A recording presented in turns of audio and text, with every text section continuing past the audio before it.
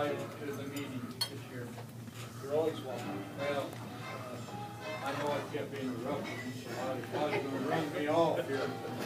Anyway, tonight, we're,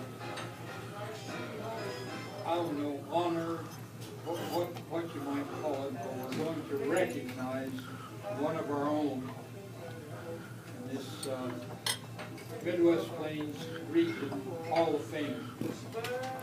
And this fella he's been around a while. He's worked with you all in various tournaments throughout the Midwest Plains region. And I don't know of anyone other than probably James Wagner that travels more miles and more time at the tournaments in the summertime and not being a paid employee. Skip Ruedeman. What? You. I think Skip tries to get all these Cal Ripken tournaments. When he used to be Bambino, now Cal Ripken, he tries to get most of them in his state. And our state is way. You go from maybe where I live over to Grand Junction, you're living about 500 miles. And I don't know how many times he's made that trip, and other various trips, but this fellow I've worked with him a number of times, and he has an ability that I wish we all had. There's been situations come up that I myself, I'm too fiery to handle.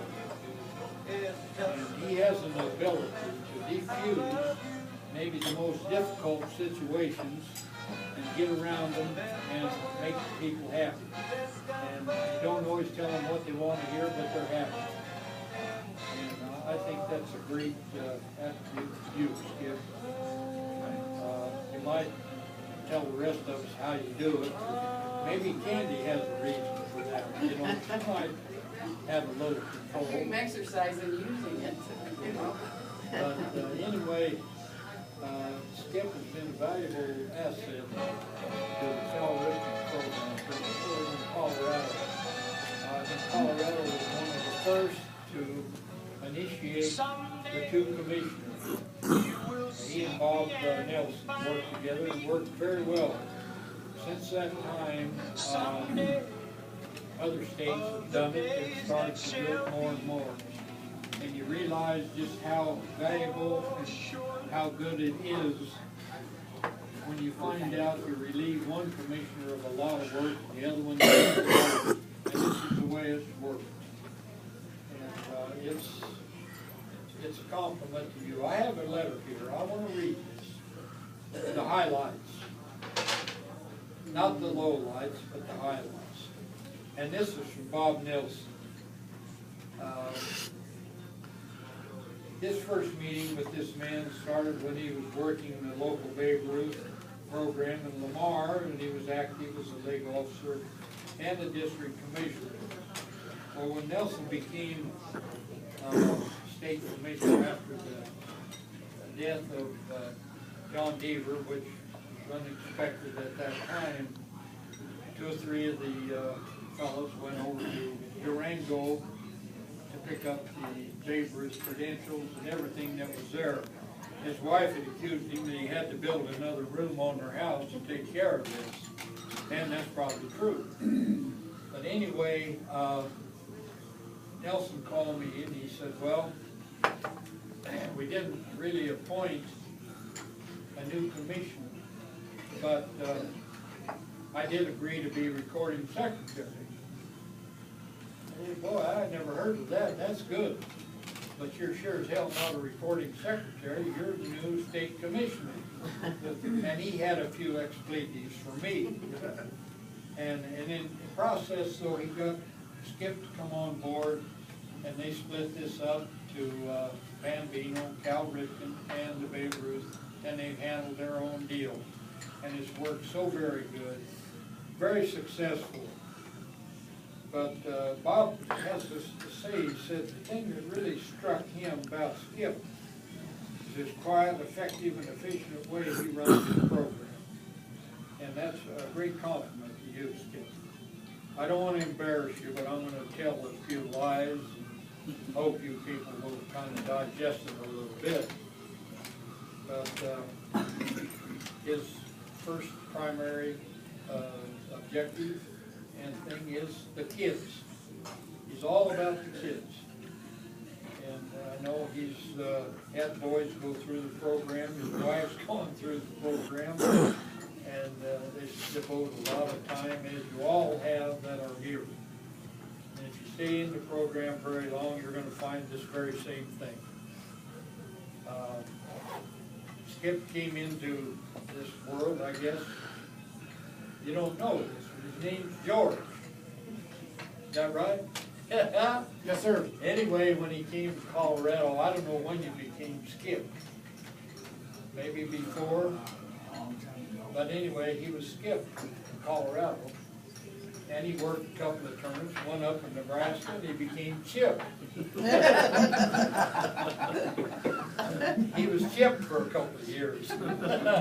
John. I was Shirley. Good old Chip. But somehow he informed John his name was Skip and not Chip. So he became Chip again. So that's as we know him at this point. But he's an effective person about the kids, and he's very punctual. He always used to come to Burlington, and we'd leave to come to Kansas City or Lincoln maybe the next morning early, and Skip would get the motel, and they'd come up and stay. Well, we'd come in on a Thursday night and leave early Friday morning.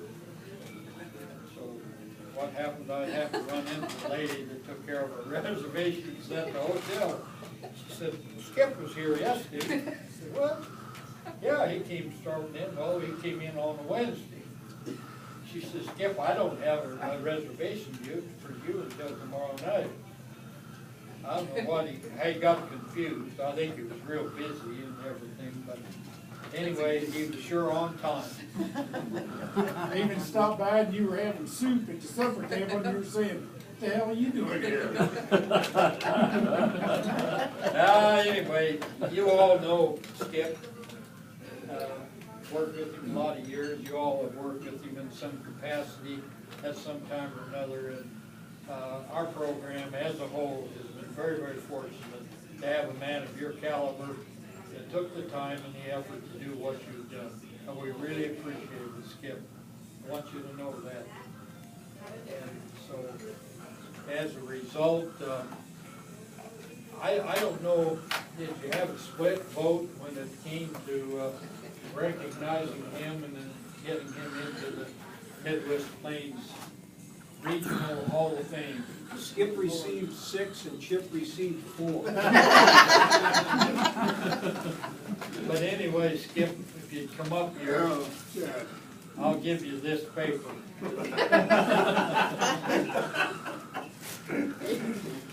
But there you are, Skip.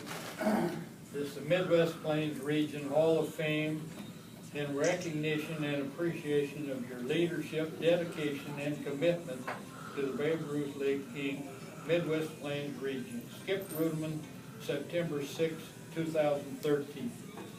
Well, Brad,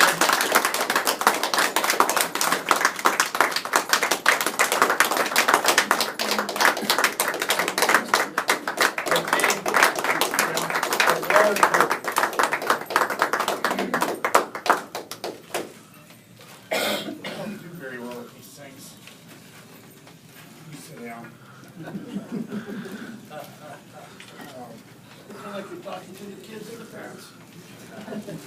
Oh, okay, ladies and gentlemen. Glad you're here.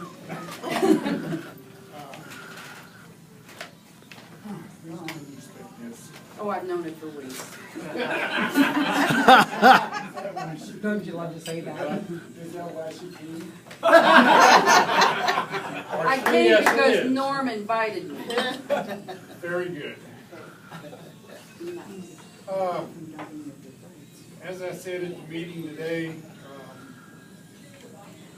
I'm probably going to be taking a vacation from baseball because we're planning on moving a little bit further east. I sold my business and we call it retired, but with about 4 or 5 meetings a week and baseball tournaments, it's been a glorious, I don't know, 15, 20 years. Been doing this, I guess, 23 of this. Yeah, not as long as a lot of other folks have done it. I've enjoyed it. I told Candy, I said, I don't mind, the people in Lamar are fine. I don't like the politics. I don't mind leaving the water business that I've run for 30 years. But I said the worst thing that's gonna hit me is not having fun with the kids. When you folks,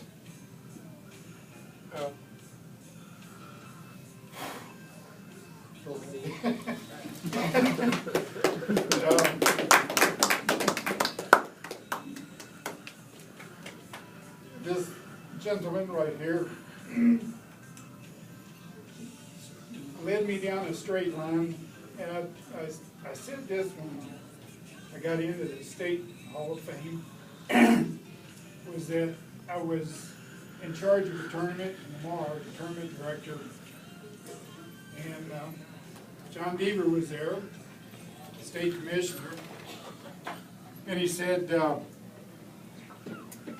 you need to be a commissioner. And I asked him, I said, well, what's that? You know, what do I need to do? And he says, don't worry about it, I'll get you a shirt. I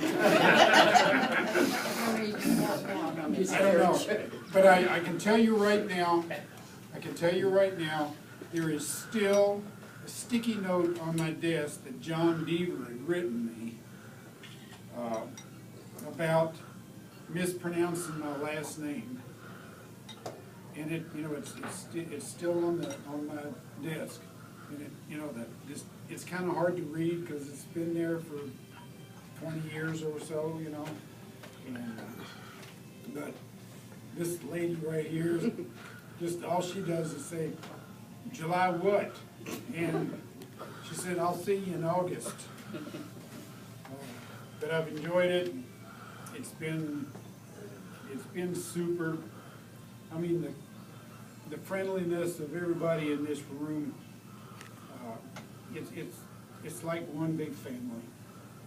You know, we're all in it together. We all have the same thoughts about the future as far as the kids and programs, and it was nice to have the vote today about the host families, but I won't say much about that.